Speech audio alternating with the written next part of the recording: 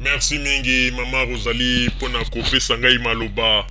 Vraiment makambo oyo wuti koloba en tout cas epesi pasi pe mawa tango biso bato ya Radio Zumel 1000 tozali kozwa ba message ya bato na ndenge bazali kokoma ezali kosala pasi. Po ete tango gouvernement na Congo kuna bazali kosala makasi po ete mboka kende liboso mais bato mosusu o gouvernement etindi libanda ya mboka po basala pona mboka tala ba makambo bazali kosala. Vraiment ezali pasi pe mawa. Bato basilaki kopesa ba demande na bango depuis kala. Boyebisi bango ete ba passeport ekosala 3 mois. Lelo oyo bakomi kokende na 6 mois. Alors ndenge esali 6 mois wana. Mingi ba perdre misala na bango pe ba uti kokoma balobi ba misusu bazali na ba problème pona makambo na bango misala. Po ete moyen ba renouveler ba visa na bango ezate po ete ba passeport ezali te. Tozali kosenga na yo Monsieur Patrick Liaou. Oyo ete mokili mobimba ya ba Congolais awa na poto ekomi koloba makambo sima ya mokongo na yo. Ndeko Patrick Liaou. Ba Congolais bazali kofuta mbongo na bango tango nyosu na bank. Eloko nini ezali kozanga yo pozwa ba mbongo wana otinda yango na affaire étrangère kuna na Congo. Po ete bato affaire étrangère na Congo ba pesi bango ba résultat balobi ete ba passeport na bino se salama mais mbongo tozali kozela ambassade etindela biso na ba mbongo te pona ba passeport mususu ekanga mawa. Pona nini escroquerie ya boye? Ezali na bato mosusu bazali kuna na Congo bazali koluka misala bazali kozwa te mais bino bato bozwi chance ba pesi bino misala pe batindi bino en Allemagne tala ndenge bokomi kosala pona ba bien public ya l'état. Mbongo wana ifo ekota na kesi ya l'État. Eloko ndeko Liaou, Monsieur Liaou, soki Patrick Liaou, azali kokanga mbongo wana pona nini? Aibite kazali ko paralyser ba Congolais ebele awa na Allemagne. Allemagne ezali lokola France te, Allemagne ezali lokola Belgique te, tokoko koya na bureau moko yebisi mundeleke angai problème ezate ndenge ezali wana naza kosekisa passeport na ngai, passeport ekoya mukolo boy. Ba comprendre en Allemagne ezali ndenge wana te, en Allemagne document ezali nécessaire. Mais pourquoi bino bato bozali na ambassade bozali ko sala ba makambo ya boy? Tozali ko yebisa na Mama Shakembo. Son excellence Mama Shakembo. Yo moto zali responsable numéro 1. Tango bana na yo na kati na ba misala bazali ko sala, bazali ko tinda mbongo na Kinshasa te. Pona ba passeport ya bato. Réaction na yo ezali nini étant que responsable numéro 1 na kati ya ambassade ya Berlin? Vraiment ezali pas super mal. Pona nini Congolais azali ko nyokola kaka moninga na e Congolais? Bolingi qu'on respecte ma parole na binote. Bolingi bisaka batu ke passeport voit bima 3 mois. Mais 3 mois wana jamais na mitosela ko mona muto asali 3 mois passeport na ye azu yango na maboko. Kaka il faut eleka mikolo. Donc le baite bino ba mbongo ba bafuta ka bolieka lieka yango soki bozu mo mbongo bo futi mo avance après quelques passeports yé. Bozu mo mbongo bo tindi kuna na Kinshasa mo avance ba passeport yé. Alors que batu basi ba futa ki ba mbongo na bango. Pona nini boye? Mama Shakembo, yonde ozali son excellence, responsable numéro 1.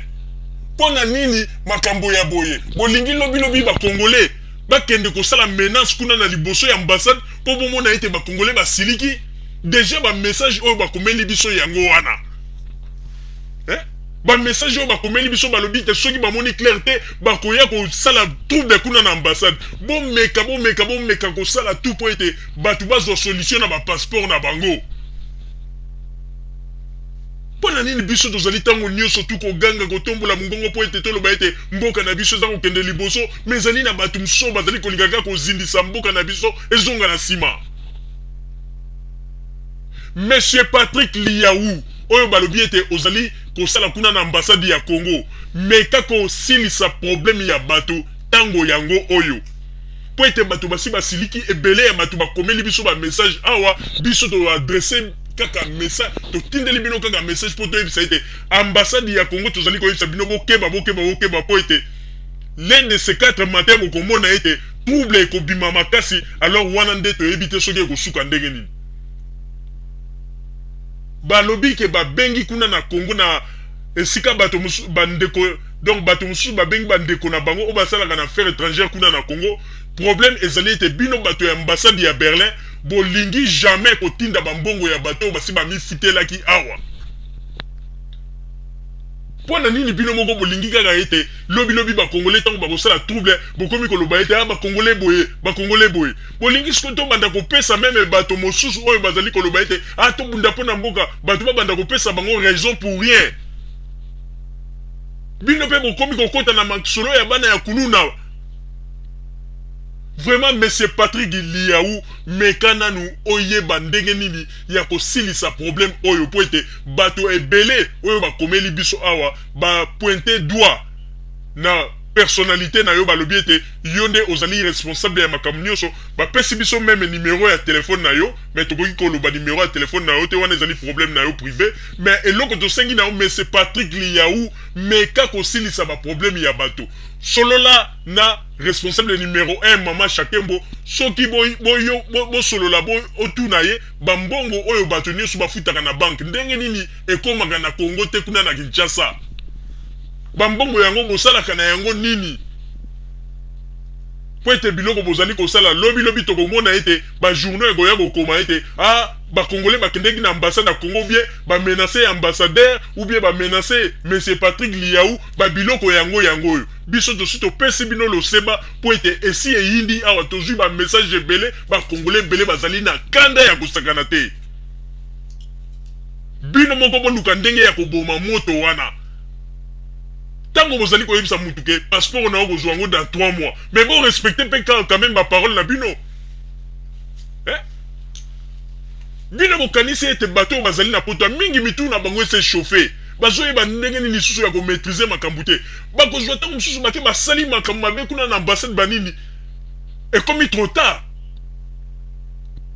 bino boyebi teke bakongolais mingi mitu na bango ese chauffer na poto vraiment monsieur Patrick Liaou bato nde bazali koloba mingi mpona kombo na yo en tout cas bazali kopointe badoigt na bango sur toi en tout cas tosengi na yo monsieur Patrick Liaou meka ko régulariser problème ya bato silisa yango avant que toyoka ete ou bien kuna na ambassade ya Berlin ba menacer monsieur Patrick Liaou be basali likambo moko tangu yango yo po ete tangu nyonso biso tozali kotombola mongongo mpona koloba makambo ya malamu kaka bino moko bozali kosala baerreur yango ete bato bakomi kokomela biso po ete biso tomekaka koloba baproblème bino bozali kosala mama Shakembo mekana nu kotala problème oyo malamu solola na bato ya Kinshasa bayebaka kotinda bapasseport ya bato avant po ete balobi ete mingi baperdre bamisala na bango en Allemagne likolo ya makambo na bino ya bapasseport. Vraiment soki ezali likambo escroquerie bon mekana nu ko arranger yango po ete ezali pasi pe mawa bakongolais tokotikala kaka na baposition ya boye te